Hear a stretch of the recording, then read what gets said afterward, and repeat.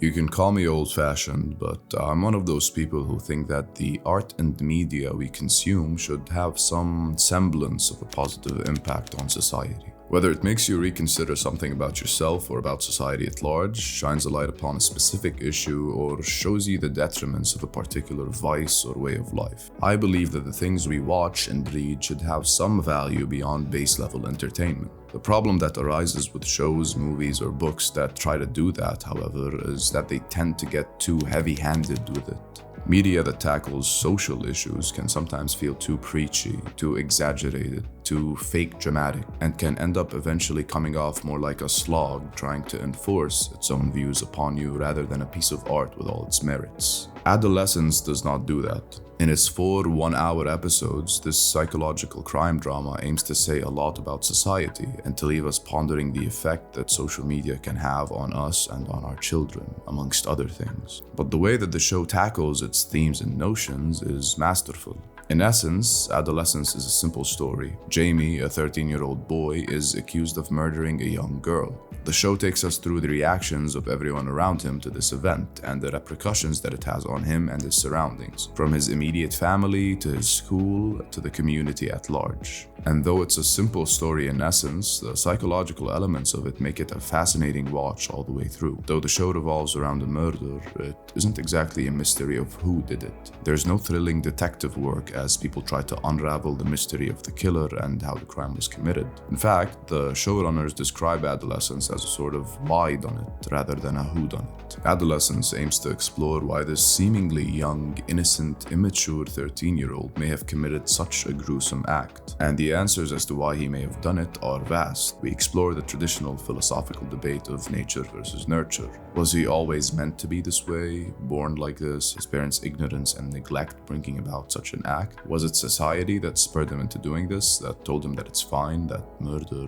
is an appropriate reaction? And the most important thing in how the show handles these questions is that it never conclusively tells you one thing. It doesn't shout its message or intent at you or try to force an opinion down your throat. There's no antagonists or villains, no clear-cut black and white, not even in an implied sense. With stories like this, it can be a crux for the writers to find one specific antagonistic force that the story can push against. But it isn't exactly the case here. Jamie and every character around him, from his parents to the police officers investigating his case, are as human as can be. They're all flawed in their own ways. No one here is evil or strictly even bad. Everyone just is. Even Jamie, the 13-year-old accused with murder, is just very human. He's not a psychopath serial killer. He's a very normal kid that we can sympathize and empathize with. In a sense, that's also the benefit of following such a young character. Jamie is too young for us to outright label him as a bad person. He's young and immature and is yet to understand life, and we can see that. Even the show's presentation supports its neutral style of storytelling. Adolescence's neutrality here comes through its use of continuous single takes. There are no cuts in any of the episodes. They're each shot entirely in one go. The camera is rooted so firmly in the world of these characters that it quite literally feels like we are there with them. We're not allowed to look away, to be forced into a certain perspective. We're there seeing it unfold in real time, in a way that's as similar to real life as can be.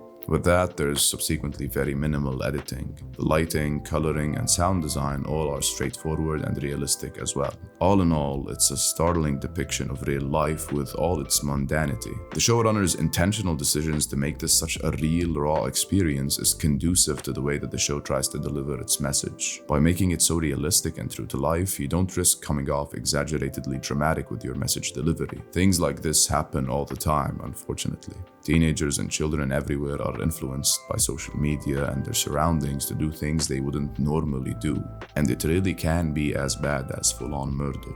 It's easy to be absorbed by Adolescence because it's so real, and its dedication to being this real forces it to deal with everything in grays. This means that the themes of the show never become too heavy-handed. They aren't spoon-fed to us. We organically see and understand them by seeing these traumatic events unfold in a way that truly can happen to anyone. Among other things, Adolescence shows us that in our current day, we're constantly open to influence from everywhere. The vast openness of the internet and social media means we're bombarded bombarded with never-ending thoughts and ideas. To younger people who still find difficulty figuring out what to take and what not to take from the things you see and read online, these thoughts and ideas are especially influential. In this age of male loneliness, young men find themselves seeking answers online to their own insecurities and shortcomings. And usually the answer is in one of two places that are ironically kind of tied together.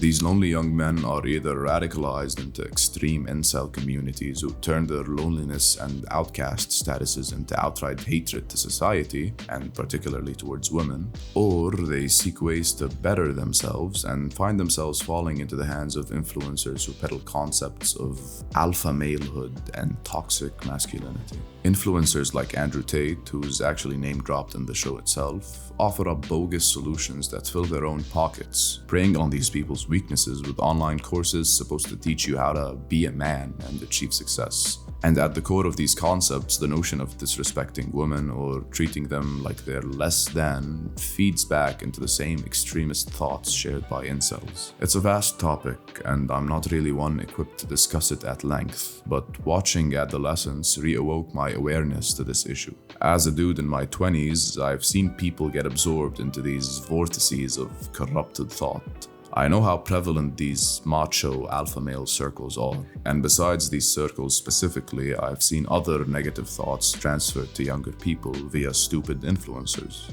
I'm young enough, with young enough family members and friends, that I can see firsthand some of this shit in action. All of that makes me value this show more and more. It's a brutally emotional watch that's executed with cinematic excellence and is written and paced perfectly. Themes and messages aside, it's a very well-crafted show. However, the general importance and current relevance of the themes it presents elevate it even higher.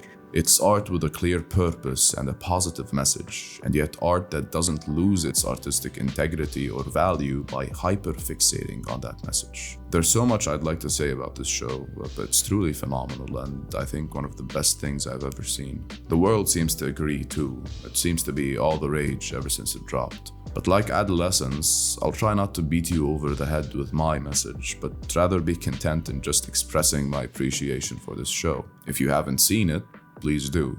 And if you have, let's talk about it in the comments, just overall. Do let me know if there's anything you disliked about it too. With that said, thanks for watching and I'll see you soon. Goodbye.